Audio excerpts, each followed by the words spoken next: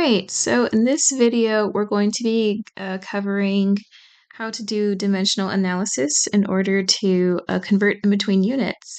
So the problem states that the longest kickoff return in the NFL was a 109-yard return that took around 13 seconds.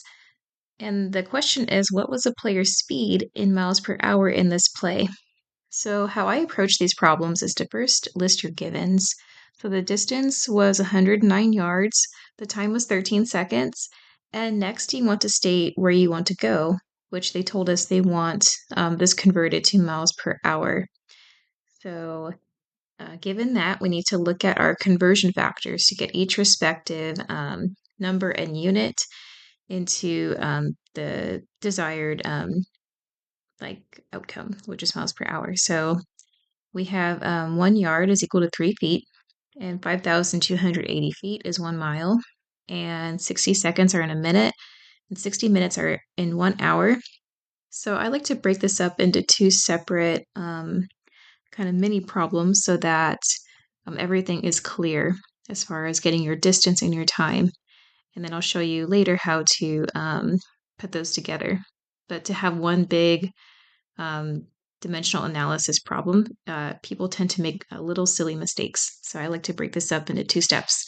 So first, we're going to convert the yards into miles. So we're starting with 109 yards, and we know that 1 yard is 3 feet. So that gets rid of the yards.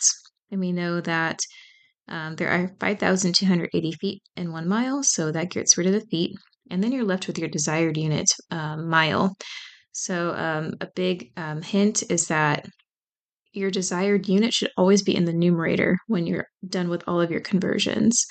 And so we find that there are 0.0619 miles and 109 yards. And we do the same for time. We just try to get the hour by itself. So to get from seconds to hours, we state our 13 seconds here from what we were given. And we know that there are 60 seconds and 1 minute. So these seconds go away. We know that there are 60 minutes in 1 hour. So that gets rid of your minutes. And we're left with our desired unit in the numerator.